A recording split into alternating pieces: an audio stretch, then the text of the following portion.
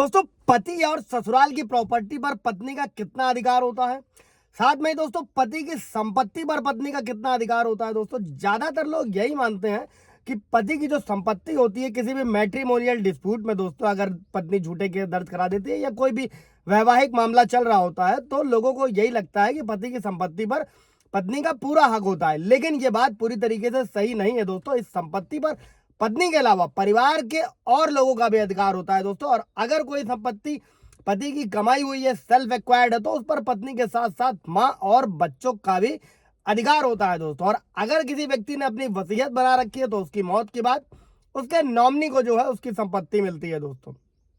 और ये नॉमिनी उसकी पत्नी भी हो सकती है। वही अगर शख्स की डेथ बिना वसीयत के हो जाती है दोस्तों तो उसकी संपत्ति में पत्नी के अलावा माँ और बच्चों में भी बराबर बराबर बंटवारा होता है दोस्तों। जय हिंद, नमस्कार, मैं एडवोकेट आशीष मिश्रा।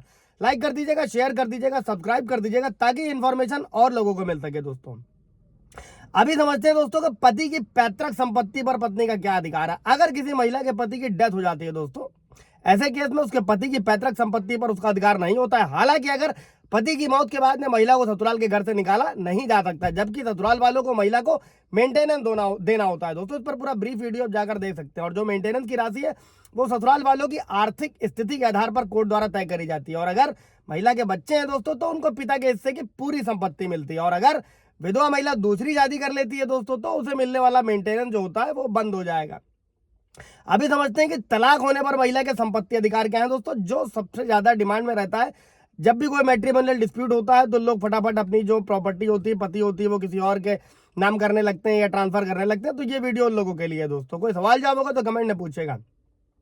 अब अगर किसी महिला का पति से तलाक हो जाता है तो पहली बात सब लोग जानते हैं सीआरपीसी 125 अभी जो नया कानून है भारतीय नागरिक सुरक्षा संहिता 144 है, पति से मेंटेनेंस मांग सकती है दोस्तों। ये भी पति और पत्नी दोनों की वर्तमान स्थिति पर निर्भर करता है दोस्तों। इसी के साथ दोस्तों तलाक के जो मामले होते हैं उसमें मंथली मेंटेनेंस के अलावा वन टाइम सेटलमेंट का ऑप्शन भी मिलता है दोस्तों। और किसी भी तरीके से अगर पत्नी एडल्ट्री में रह रही है, व्यभिचार में रह रही, किसी और के साथ रह रही, तो उस पर सुप्रीम कोर्ट के हाई कोर्ट के जजमेंट है कि उसे मेंटेनेंस नहीं देना है। इससे रिलेटेड कोई सवाल होगा तो कमेंट में पूछिएगा जरूर दोस्तों। और तलाक के बाद अगर बच्चे माँ के साथ रहते हैं दोस्तों तो पति को उनको भी भरण पोषण देना होगा। और इसमें यह समझ लीजिएगा कि तलाक की स्थिति में पत्नी का अपने पति की संपत्ति पर कोई भी अधिकार नहीं होता है। हालांकि महिला के बच्चों का उनके पिता की प्रॉपर्टी पर पूरा अधिकार होता है दोस्तों। वहीं पति पत्नी की कोई ऐसी संपत्ति है जिसमें वो दोनों मालिक हैं तो उसका बराबर बंटवारा किया जाएगा दोस्तों। अभी अगला प्रॉपर्टी राइट समझते हैं दोस्तों कि बहू की स्त्री धन पर किसका अधिकार होता है। जो स्त्री धन होता है जो शादी के बाद मिलता है।